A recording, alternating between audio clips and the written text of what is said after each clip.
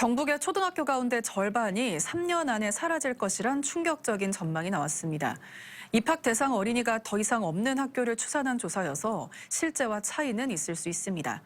하지만 작은 학교를 살리기 위한 다양한 대책들이 사실상 한계에 부딪히면서 학교가 아예 사라질 수 있다는 위기감은 점차 현실화되고 있습니다. 조재한 기자가 보도합니다.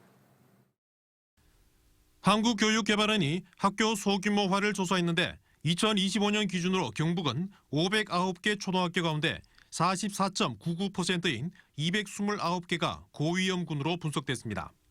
고위험군은 초등학교 입학 예상이 거의 없다는 것으로 45.36%의 충남과 함께 가장 심각한 수준입니다. 전국 평균 26.33%의 2배에 가깝습니다. 현재 인구 구성을 기반으로 한 분석으로 외부로 이주가 늘어나면 위험도는 더 높아지고 반대로 지방 살리기 정책으로 인구가 늘어나면 통폐합 가능성 학교는 줄어들 수 있습니다. 경북과 달리 대구는 고위험군이 6.52%로 서울 다음으로 낮게 나타났습니다. 재정 지원 위주의 작은 학교 살리기 정책은 별다른 성과를 거두지 못하고 있습니다. 정책이 효과를 거두기 위해서는 운영과 업무를 줄일 수 있는 광역 단위의 지원이 필요하다는 지적입니다.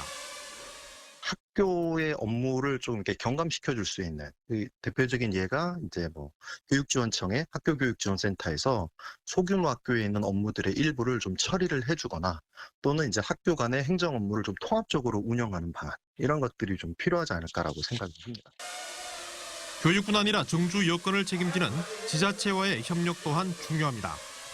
교육만의 노력으로는 불가능한 것이 그 지역의 학교의 교육 과정이 좋고 선생님들이 우수해서 그 지역으로 이주해 오고 싶어도 정주 여건이 마련되지 않으면 학생 수가 증가할 수가 없습니다.